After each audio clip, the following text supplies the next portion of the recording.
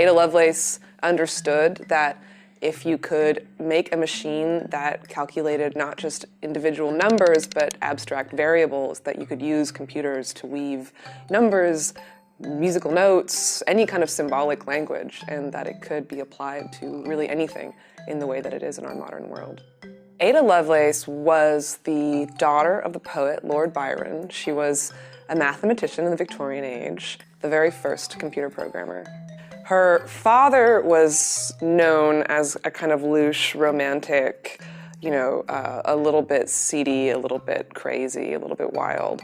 When he divorced her mother, she decided that she was going to try to curb out all the romantic tendencies in her daughter's spirit by teaching her mathematics rigorously from a very young age. So she was instructed in the maths and sciences from childhood, but unfortunately she retained some of her father's poetic spirit, and so she became fixated with the idea of mathematics as a form of poetry and as a metaphysical art in of itself.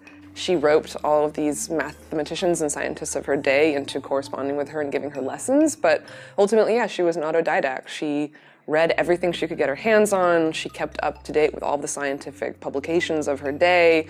She corresponded with people that she admired, and she organized little scientific salons in her immediate social circles. So she taught herself everything she knew.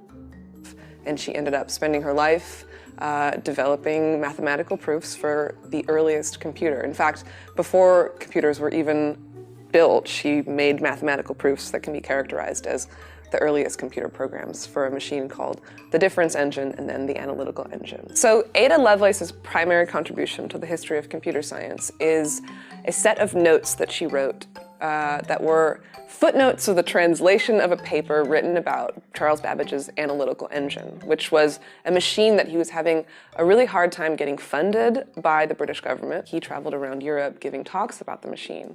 One of the people that saw one of those talks was a young Italian engineer named L.F. Menabrea, who ended up becoming the Prime Minister of Italy. He wrote a technical paper about the analytical engine that was published in a Swiss journal. Ada read it. She thought it was pretty good, but she thought she could do better. She showed it to Babbage, and she said, couldn't I do better than this, basically?